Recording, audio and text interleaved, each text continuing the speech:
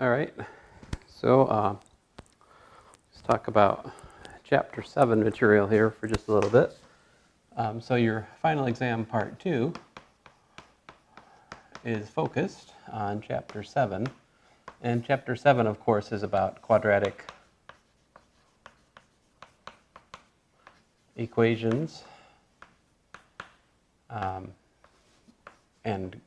graphs, right? So we just kind of review some of that material right quick. So first of all, a quadratic equation has the form ax squared plus bx plus c equals to 0, where a, b, and c are real numbers, and a is not equal to 0, right? So the method that we can use to solve the quadratic equation is completing the square. So we can solve by completing the square.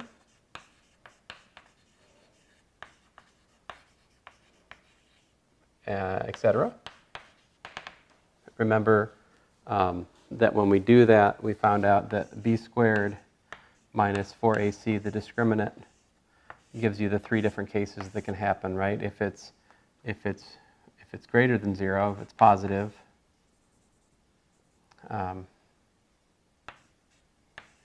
then we have R1 not equal to R2 real solutions. If it's equal to 0, then we have the roots are equal, repeated real solution.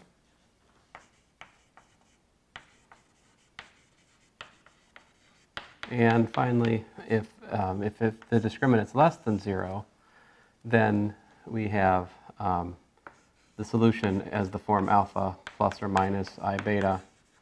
It's a complex solution, in fact. And so basically, in summary, the mechanics of it,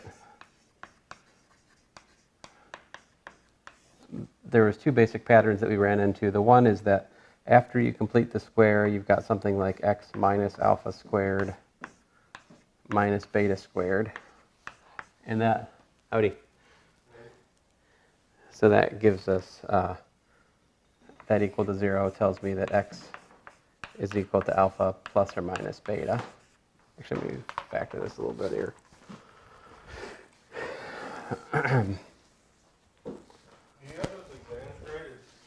Do I have the exams graded? No, not yet. So the mechanics of this are, if we have x minus alpha, after you complete the square, you did x minus alpha squared minus beta squared, then you can factor that as x minus alpha, let's see here, minus beta times x minus alpha plus beta.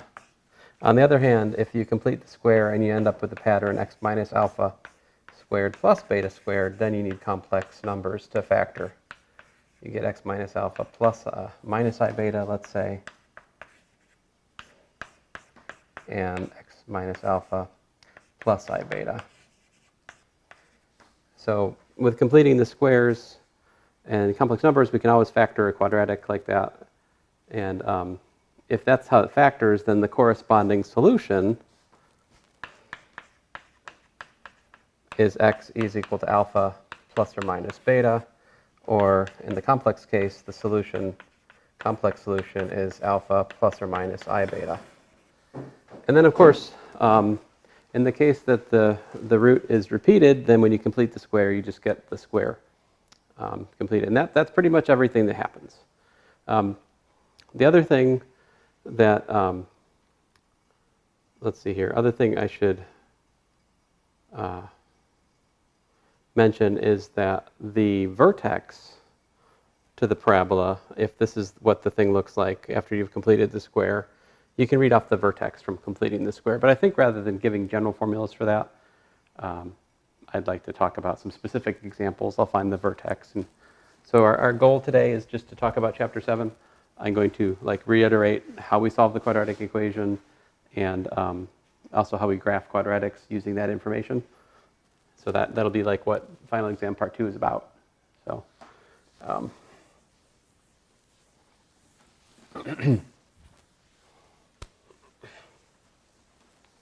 I'm just going to try to address some issues here. So example 1. So in each one, I'm going to try to do a couple different things. I'm going to try to solve the equation, graph the corresponding parabola, find the vertex, and just see whatever else we can say about it. So here, basically I'm looking at graphing y equals to, let's start out with x squared plus 8x plus 25.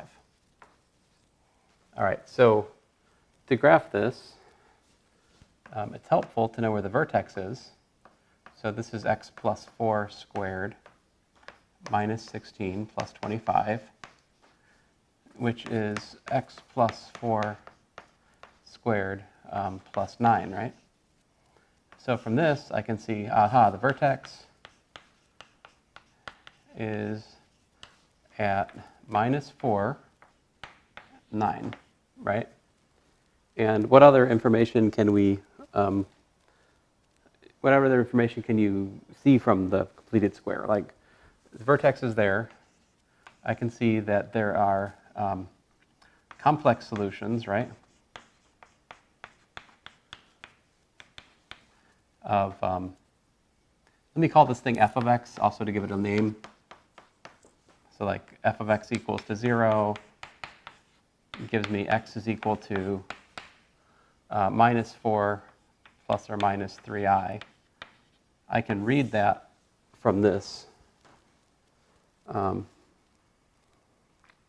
what I just erased. So like I can see that the complex solutions are minus 4 plus or minus the square root of that because I got a plus, right? So what does that mean graphically? This means graphically there's no x-intercepts, right?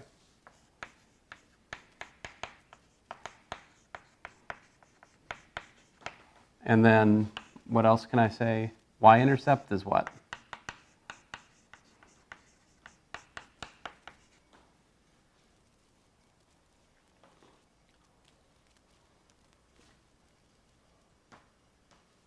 So what's the y-intercept for this parabola? Mm-hmm.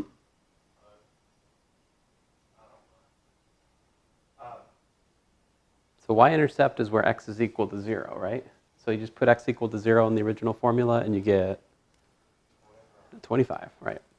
So the y-intercept is 25. So that's everything we need to graph it because you can see it's got a positive leading coefficient, which means it opens up, you know? And so let's see here. The vertex is at minus 4, 9. So roughly speaking here, and it's got a y-intercept of, let's see here, that's supposedly 9. So I guess my y-intercept would be like up here somewhere, right? If this is the vertex, the other thing about the parabola is it opens symmetrically about the vertex. So like if this point is 25, then, and that's what, 4 units over, right? Then if we go 4 units over the other way, there's also a point on the parabola. Like by the symmetry of the parabola, I can tell you that this point would be minus 8. 25 is another point on the parabola. And so I can use all that to graph it. So there you go, that's the graph of the parabola. And you can see that completing the square played a pretty big role in the analysis here, right? Because it allowed us to find where the vertex was. So now let's see here. So there's other questions we could ask and answer. Like, what's the domain of f of x? What's the range of f of x? If f of x is equal to the dollars earned for selling x widgets, then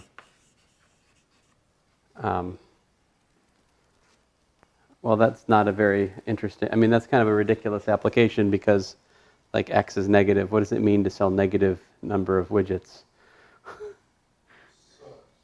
Yeah, so I mean, I got to come up with a better application here than that. But if there was if f of x was a model of something, all right, let's be more vague. Suppose f of x is equal to the,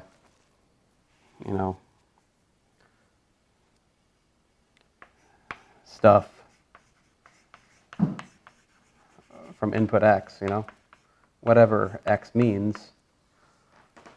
What choice of x will minimize the amount of stuff? See that question, when is f of x minimized? We can answer that here, right? The minimum value for f of x, so f of minus 4 is equal to 9. This is the minimum.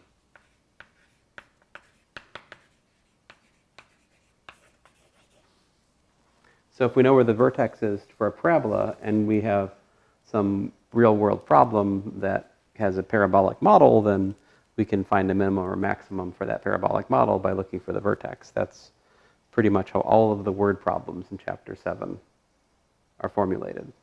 Okay? I have an actual word problem we'll work here before we're done. But so the domain is what? What's the domain of this function? I really should put arrows here because it goes on and on and on, I'll do the easy part. The domain is minus infinity to infinity. What's the range?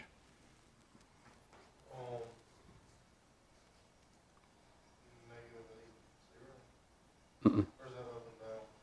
The range is the set of y values which are attained by the graph. So like.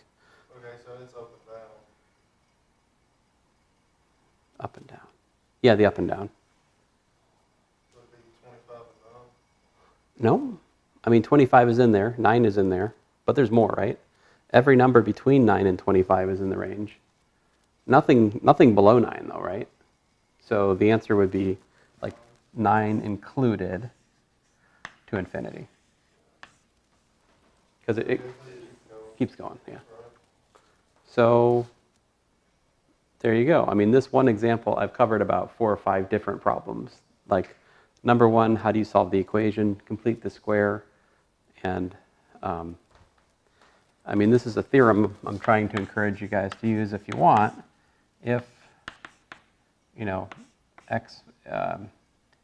if x squared plus bx plus c equals to 0 gives, ax squared gives a times parentheses x minus alpha squared minus beta squared, then x is equal to alpha plus or minus beta.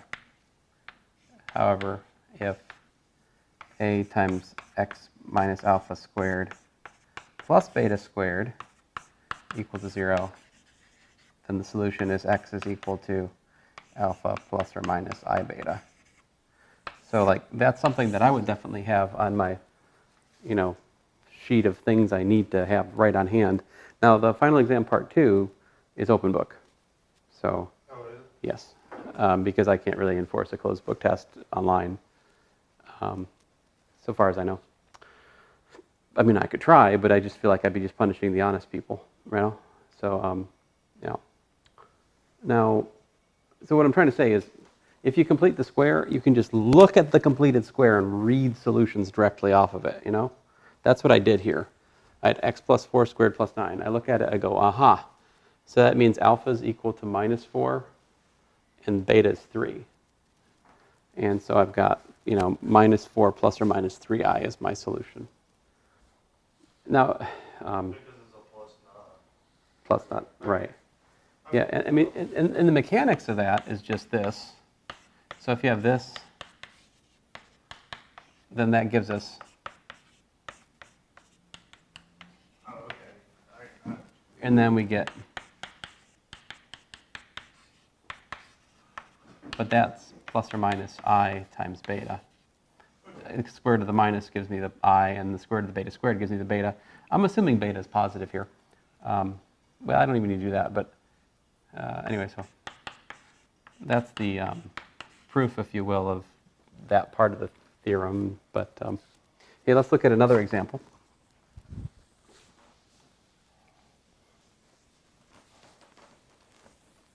So one of the things I haven't done enough in here yet, and this is one of the things that could happen on the final that wouldn't have happened before this point, is you might have to complete the square on something which has a leading coefficient which is not 1.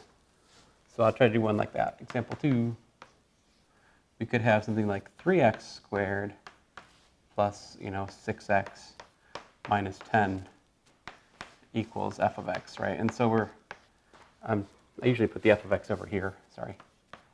So we're looking at this f of x equals to that. So this is what's called a quadratic function. By the way, a quadratic function is a function whose formula is given by a quadratic polynomial. And so for this quadratic function, I want to find its graph. I want to look at its x-intercepts.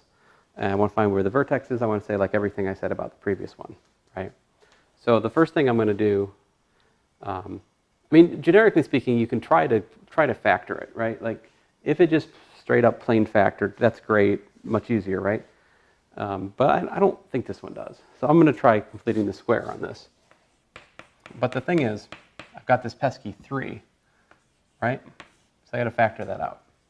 And when I do that, that gives me x squared plus 2x, and then, annoyingly, 10/3, right? Because 6 over 3, well, the ultimate judge is if you multiply this out, we get 3x squared, 3 times 2 is 6x, 3 times 10/3 is 10, well, the minus, yeah. And then we can complete the square on the inside.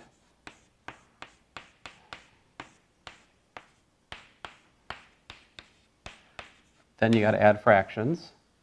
That's 3/3 minus 10/3, which is minus 13/3.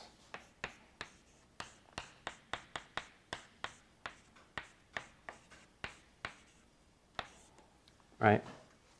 And so from that, I can say, aha, f of x equals to 0 if and only if x is equal to minus 1 plus or minus the square root of 13 over square root of 13 over 3.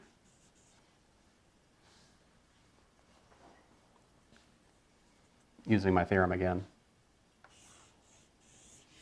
Great. So this does have x-intercepts, and they're apparently at this. Now, the problem like this, I'm going to pick up my calculator and find out what those numbers are just to make my graph better, 1 plus the square root of 13 over 3. Oops. Let's try that again. Square root of 13 divided by the square root of 3. That's 2.08. So this is about 2.08. That's all I really need to know. That's about 2.08. All right, so approximately, we've got minus 1, minus 1 plus 2.08, right, which is about like 1.08 or 1.93.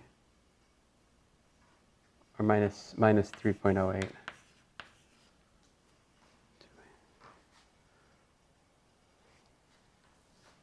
So those are the x-intercepts, right? And then, so if you find x-intercepts like that,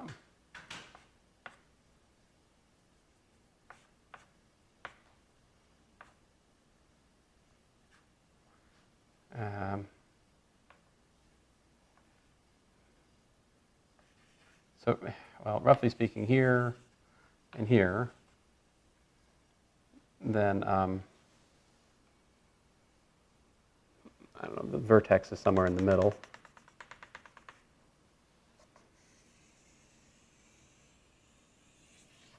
Now, I'm graphing it prematurely, right, because I haven't quite finished figuring out information. This is 1.08 approximately. This is minus 3.08. Now, I don't need to be approximate, right?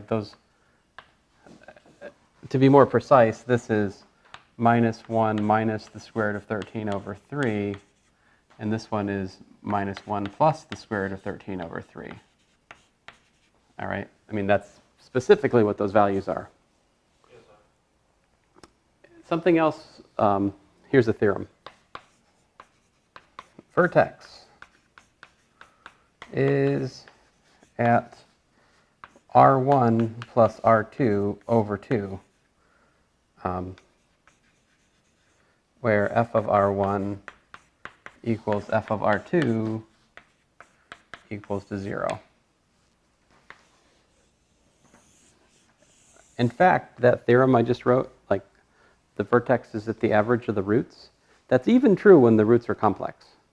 Like in the previous example, I had minus 4 plus 3i, minus 4 minus 3i. If you add those together, the plus 3i and the minus 3i cancel, and you're left with minus 8. Minus 8 divided by 2 is minus 4. Minus 4 is where the vertex was in the previous example. Like this is even true in the complex case, but it's most like natural, I would say, in the case that it's like real. If they're real and distinct, you take the average of the roots. Halfway in between them is where the vertex has to be. In the context that the roots are equal, if it's like a double root, then this just becomes the vertex is where the double root bounces off the x-axis, right? Like the case of the discriminant being 0 is when the vertex is on the x-axis. But anyway, so this point is 1/2 of these guys. Let's see here. So this is at x equals to, minus 1 minus the square root of 13 over 3 plus minus 1 plus the square root of 13. Oh, hey, look, that works out really nice, actually. Divided by 2, right? So the vertex is at, what is that? These cancel.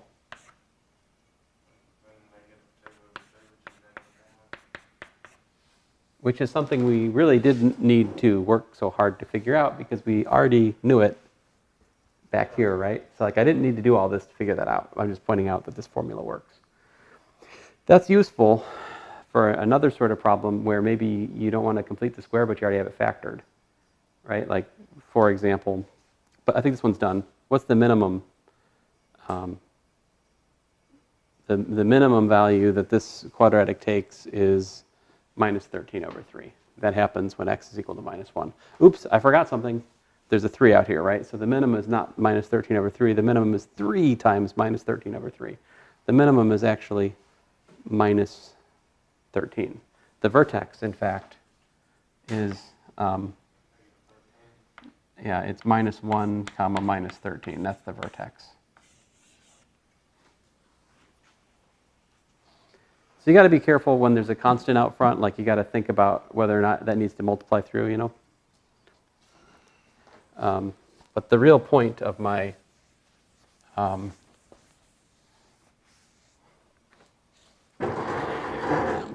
comment about this theorem would be like example 3.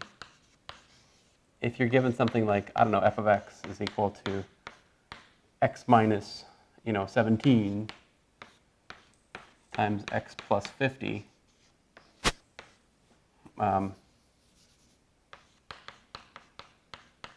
times 13, maybe you don't want to complete the square on this because it looks like a pain, Thing is, you don't need to. Because if the formula for f of x is like that, I can graph it because I know x-intercepts are where?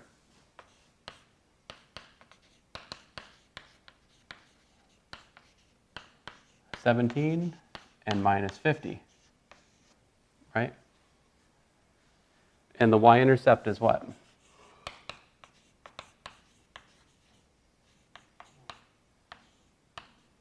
It's what we got to put x equal to 0, right? So that's f of 0.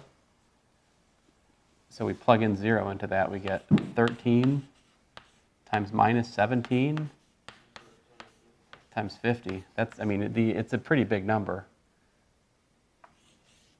It's negative, right?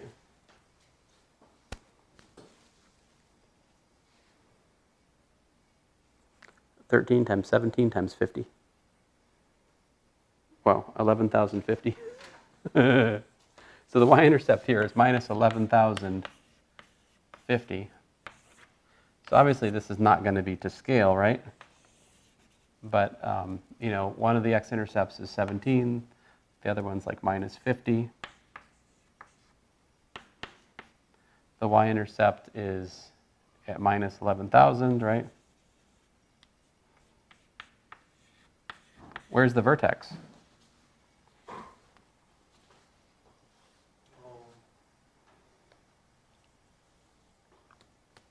that the x minus 17 and then x plus 50 over 2? Yep. So minus 17 plus 50 over 2. In other words, 50 minus 17 over 2 is what? 23? No, 33. Yeah, 30. 33 over 2, 16.5. That seems wrong. Right. Oh, it's because I flipped the sign. It was a minus 50 plus a 17. I'm an idiot. Right? Yeah, negative 16.5. So it's, you know, wait a minute. If this is 17, 50 is like over here. Sorry, it's too wrong to put it right there where it was. It's like over here. So minus 16.5 is kind of like here-ish.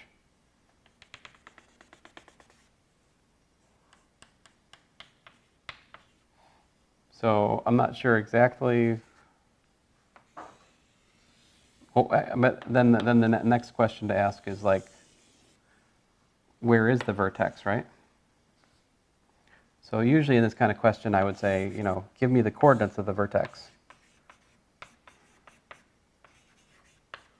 Well, I know the x-coordinate's minus 16.5, right? What do I put in for the y? What is the y-coordinate of that vertex?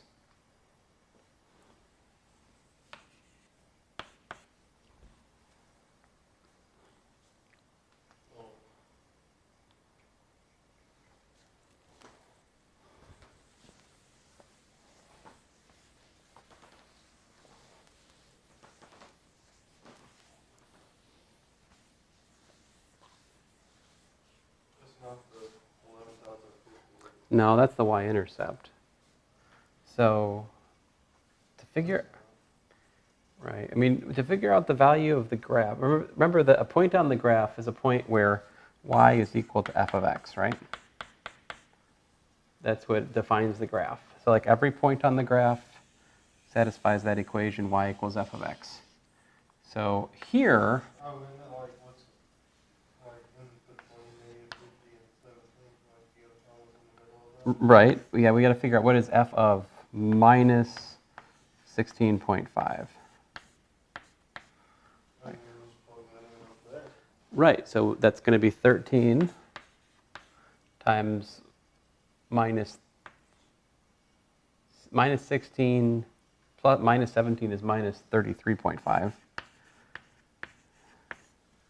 And if we add 50, we get what? 66.5. Or no. Yeah, we subtract 16.5 from 50. That's 3.5? 30.5. So one time we get negative, the other time we get positive. That's funny. And then we got to multiply those numbers, right? What is that?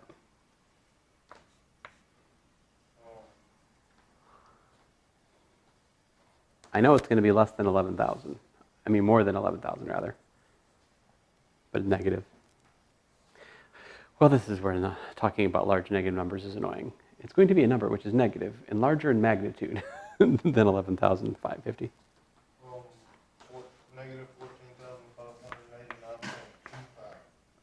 14,589.25. Negative 14,000 what? 589. 89.25. Yeah, so that's what goes there.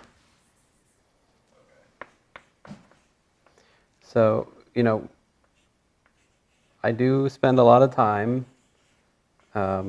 talking about completing the square, but sometimes it makes more sense to not to complete the square, but to think through it by using the average of the roots idea, like here.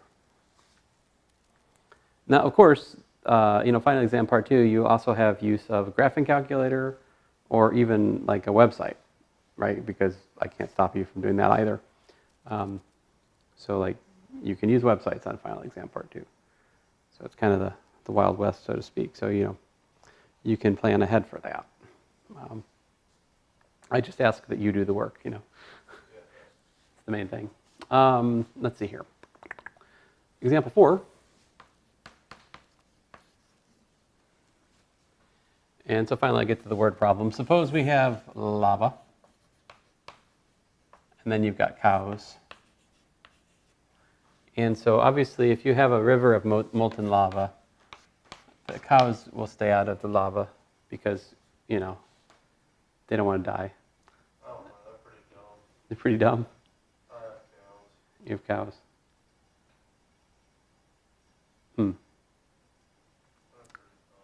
So many political jokes to make right now. But anyway,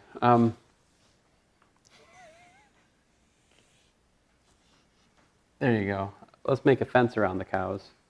And let's make it a rectangular fence, right? Then the question is, if you're given, let's suppose you're given, let's say 1,000 feet of fence. Maximize area enclosing cows. Now this is like the most kind of boring version of this problem. You can do other things like, add like a gate. You can do other things to like change this problem a little bit. And so like, I might ask you a slightly different version of this, but this is essentially like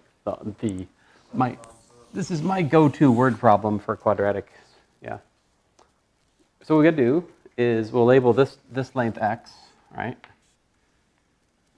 This one y.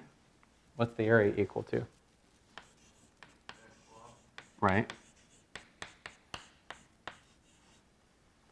And what else do we know? How about this? X plus 2y equals to what?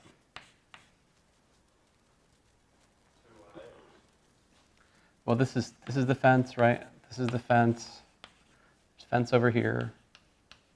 No fence.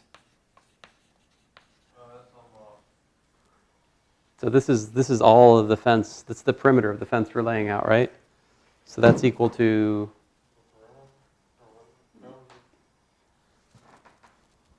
Oh, 1,000. 1,000, right?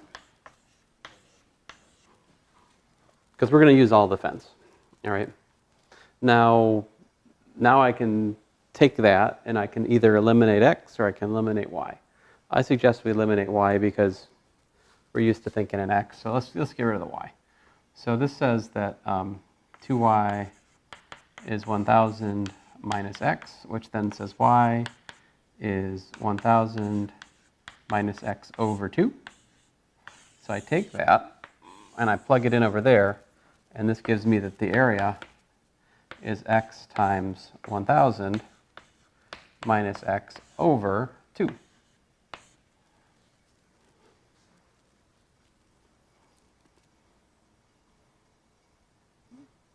So the model for the area here is quadratic in x. In fact, it is minus 1/2 x squared plus 500 x, right?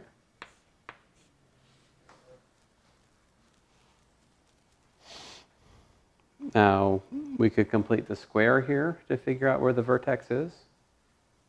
This one, though, I think we can just straight factor, right? I mean, like this is minus 1/2 times x minus, I want to say 1,000. Well, I thought if you take it away, it'd be 250.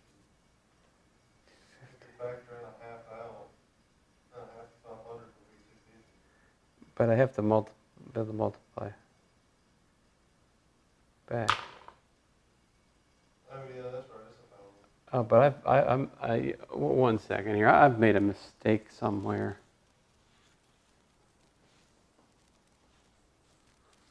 Phew.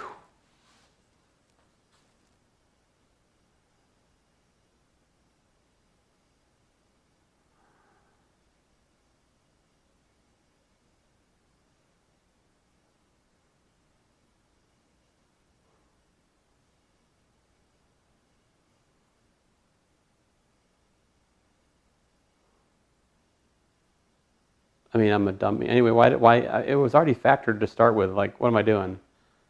You know, for one thing. Oh, I'm an idiot. So what am I doing? Like, I don't need to do all this. It was already factored at the start. Right? Just, I mean, if you want to make it like blazingly obvious, pull minus a half out. You've got x times x minus 1,000. All right, I mean, that's our kind of like standard format. From that, I can tell you we have roots, what? R1 equals to 0, and R2 equals to 1,000. Which was bugging me is I was thinking that the root is the answer. The root is not the answer, right? Like, the answer is where the vertex is for the model, if you think about the graph of the area with respect to x. So this says the vertex is where at? Vertex of, y equals to a as a function of x, if you will, is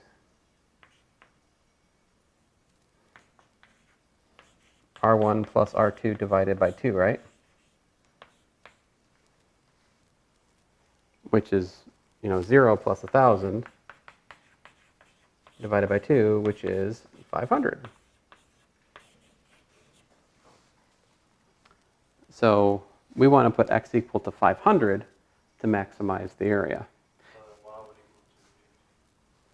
Yeah, y would equal to, you say 250? Right, and as a double check, you got 250, that gives you 500 on the sides and 500 down here. Yeah. So, yeah, and the reason I know it's a maximum is because this, if you were to graph this, if you were to graph area, it's 0, it's 1,000, right? And it's going down. So like the maximum is at 500.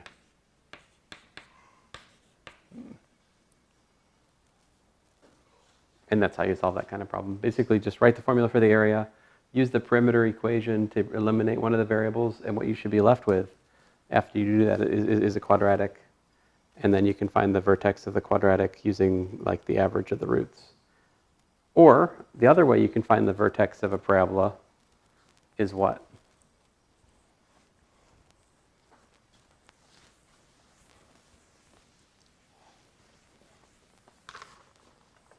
So if I have, f of x is equal to ax squared plus bx plus c, right? I complete the square. I've got a x squared plus b over a x plus c over a, right? This is a x minus b over 2a squared, right? Plus a times, well, then I have to subtract a times b squared over 4a squared, and then we still got the c if you want it. I really don't care what's over here that much. I mean, I could clean it up, I suppose.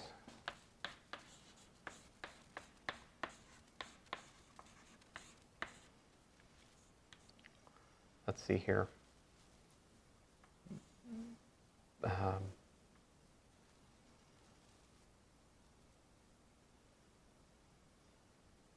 I'll leave the minus, fine.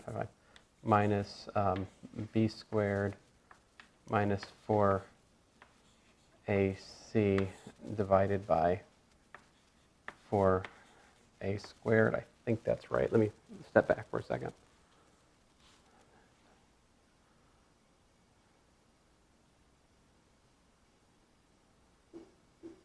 Oh, if I, maybe just an A.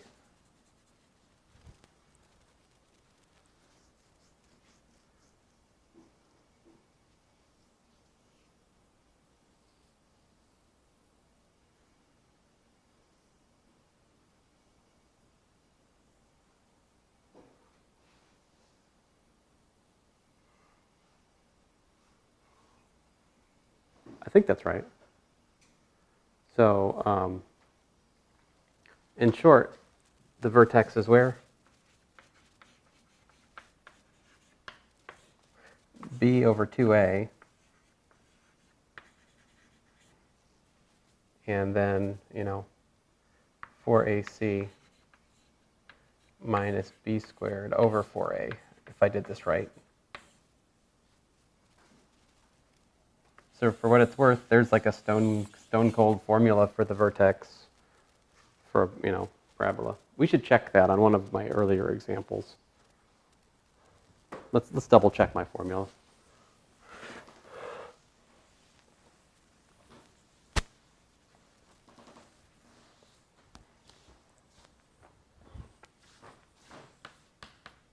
Am I example 5 or 6? I can't remember.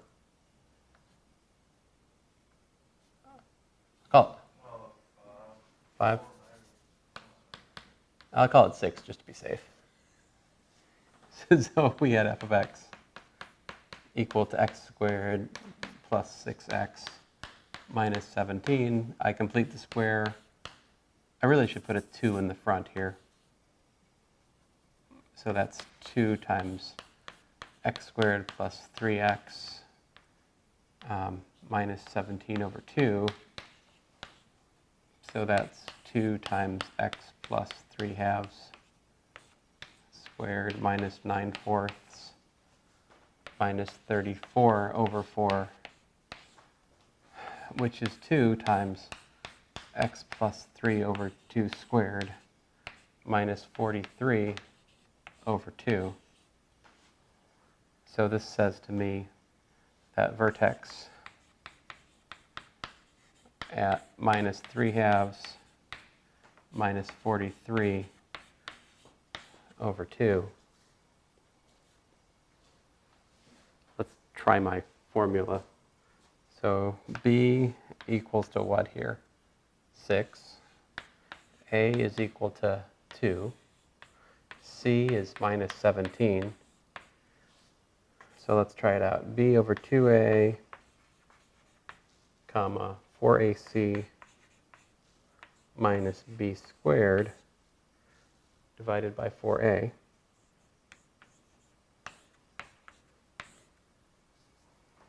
What do we got? B is 6 and divided by 4. What's 4AC? 4 times 2 is 8. 8 times 17. 136? Okay, so we've got minus 136 plus b squared, which was, minus b squared, which is another minus 36, divided by 4 times a. Well, 4 times a is 8. Let's see here, that's 172. What's 172 divided by 8?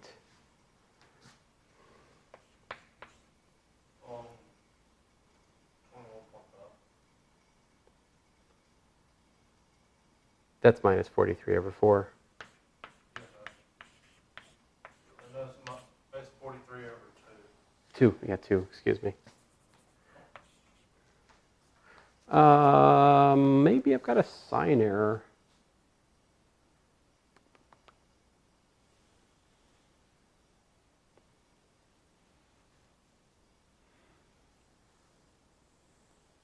Oh, look at this. It's just nonsense. See, there's like plus to minus here?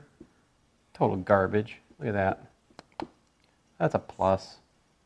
That's a plus. That makes this a minus. This is why we must check our work. So indeed, minus b over 2a, minus 6/4, minus 3/2. As you can see, my formula checks. So, I mean, I don't know. You can complete the square and read the vertex, or you could use my handy dandy formula if you want to be careful. It's good to double check. So that's it. So like the final exam part 2, it's going to be on solving quadratic equations. Probably ask you to solve like 5 quadratic equations, something like that. Probably ask you to graph a couple. Or answer questions about a quadratic from a graph, something like that. There's probably going to be a fence problem, you know. So that's what I would expect. And of course, I'll look through the homework which I've assigned from Chapter 7, and try to make some problems that are like the homework that's been assigned as well. I think this pretty well covers the gamut of what's in there. So if you have questions, you can email me.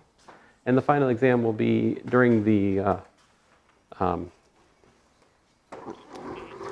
it'll be due without exception by the end of the final exam period. That's published on the course planner. I don't remember what it is right offhand, but I will send an announcement out about that. Remind you guys. And anyway, so that's that. Homework is due December 5th. Oh, that's right. Yes, don't forget to turn in your homework. December 5th at the time I said, which I think is 5 p.m. Yeah.